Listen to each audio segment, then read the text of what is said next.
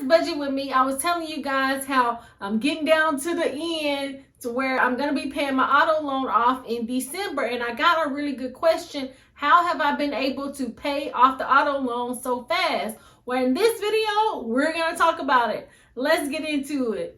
Hey everybody, I'm Tasha from the Major Change Group, where we believe small changes can create big results.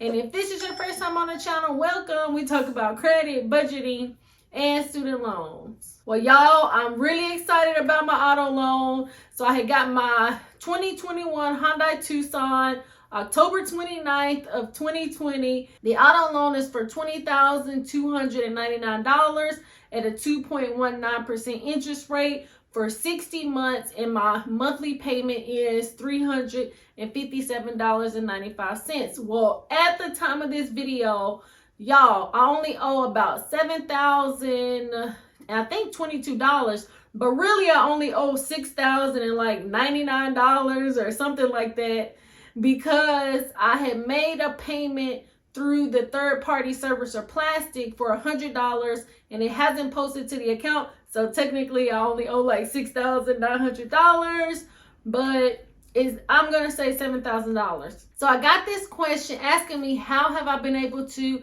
pay the auto loan off so fast? And so that's what we're going to talk about. I have been able to pay $13,672 on the auto loan in, I would say, maybe 12 payments.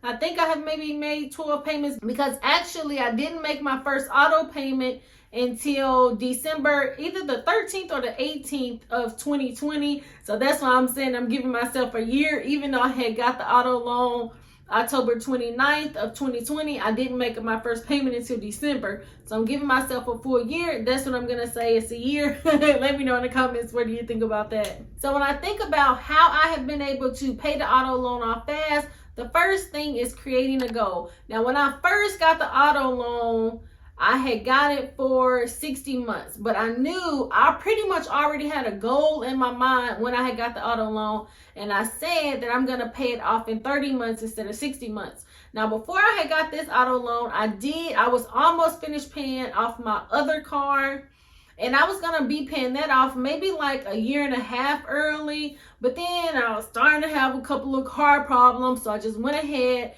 and got the Hyundai Tucson. And so I really wasn't wanting to get a car, because the car that I had before that, y'all had that car 14 years, so I can keep a car. And this Hyundai Tucson, y'all, I don't even have 10,000. I think I have maybe 8,000 miles on this car, so I don't put a whole lot of miles on a car. And so my goal for my Mazda 3, y'all, was going to keep that car for probably like 10 years, but it didn't work that way.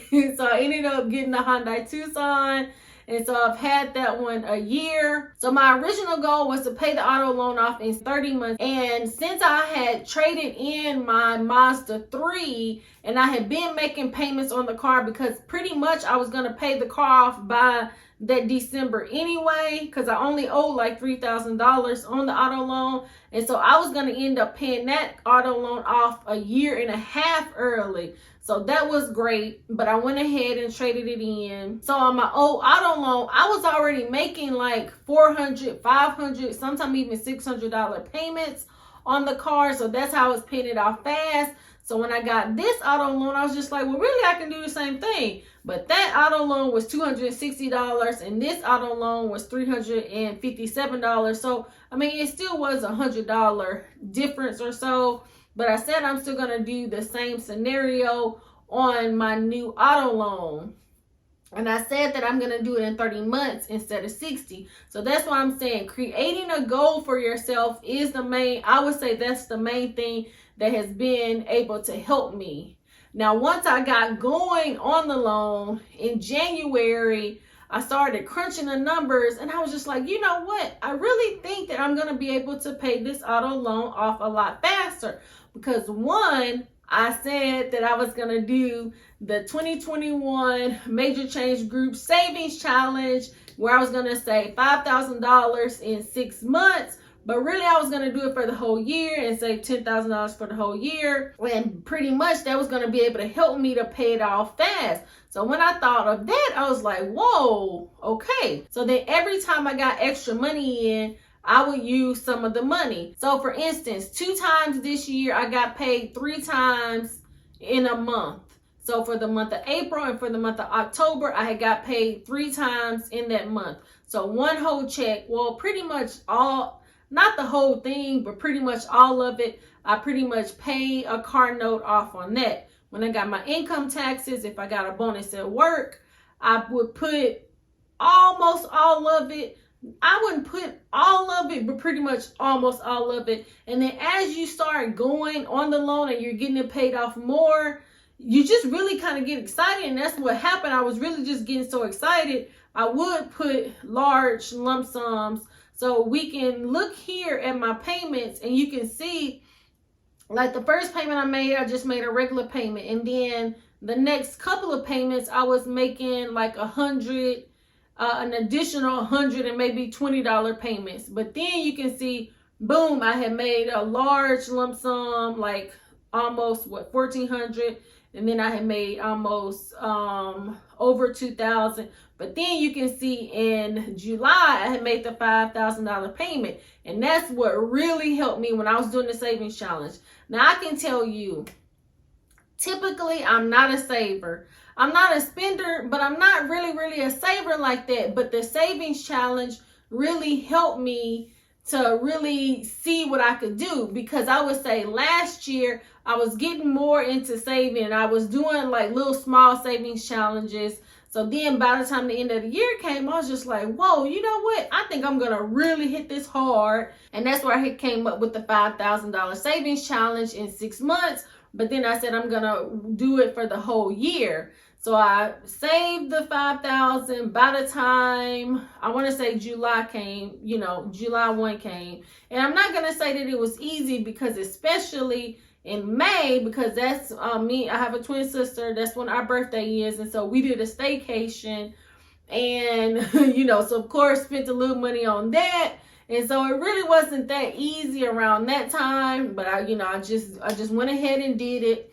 And I definitely can tell you, here it is getting down towards the end of the year, and it really, hasn't been all that easy, because sometimes, you really just don't want to do it. But when I think about the main goal that I had, and that's why I say creating a goal for yourself, when I would just think about me paying off the car, that's what kept me strong to go ahead and still do the savings challenge, even when I didn't want to. And then when I got extra money, even if I didn't use all of it, but use majority of it, that's how I pretty much stayed on track. So I would say the number one thing is creating that goal for yourself, and then you're just going to get excited about it. Number 2, although this should be number 1, say it with me, get a budget. Do a budget. Now, the main thing is you want to know how much money is coming in compared to what's going out. Now, if you don't want to say budget, you can say income allocation. If you don't want to say budget, income allocation. Because the main thing is that really this was a debt snowball. So I had my debt, my auto loan, and I just want to, here's what my regular payment is. But then I had to see how much money do I have coming in. So once I check to see how much money I have coming in, okay, I might have $1,000 that I could save every month. So then I would save the $1,000, but then sometimes, because you could see that I was making, maybe an additional $120 or so if I had a little extra. So then I was putting that on the auto loan too. So creating that budget for yourself by looking to see how much money you have coming in compared to going out, that's going to help you to be able to really see what do I really have coming in.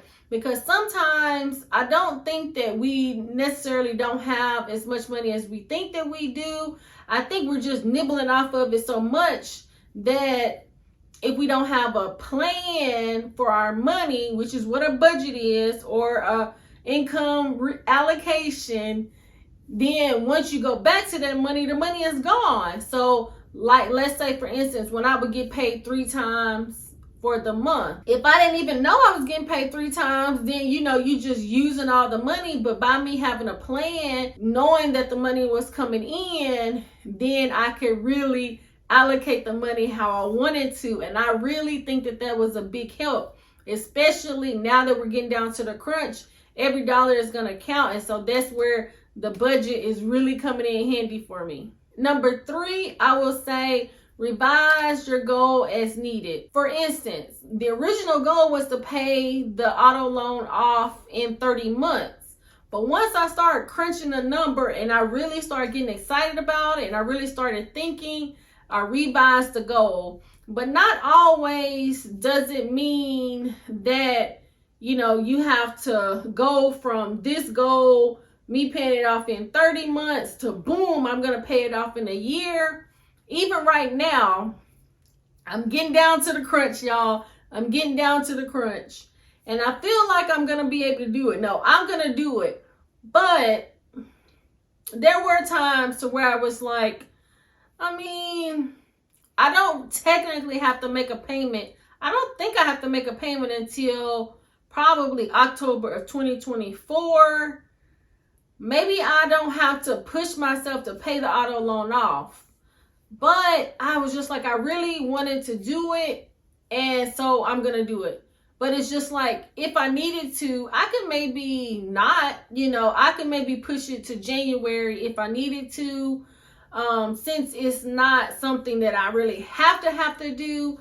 But since I was so excited about it, I'm going to make it happen. But if you have to make those adjustments, I do feel like it's okay to make those adjustments if needed. But I do think looking at the goal, crunching the numbers, because you can use this scenario if you're paying off any debt. It doesn't have to be an auto loan. It could be any debt that you might have. Because once I get through paying off my auto loan, I'm going to use this same scenario for me paying off my student loans. Also, I want to create a goal for me to get my savings back up and things like that. But I would say overall, the main thing that helped me to get this accomplished was creating the goal and actually me seeing myself getting this goal completed. Let me know in the comments, what goals have you had for yourself for 2021 and you're getting down to the cusp, like I'm getting down to the cusp, that you're trying to accomplish.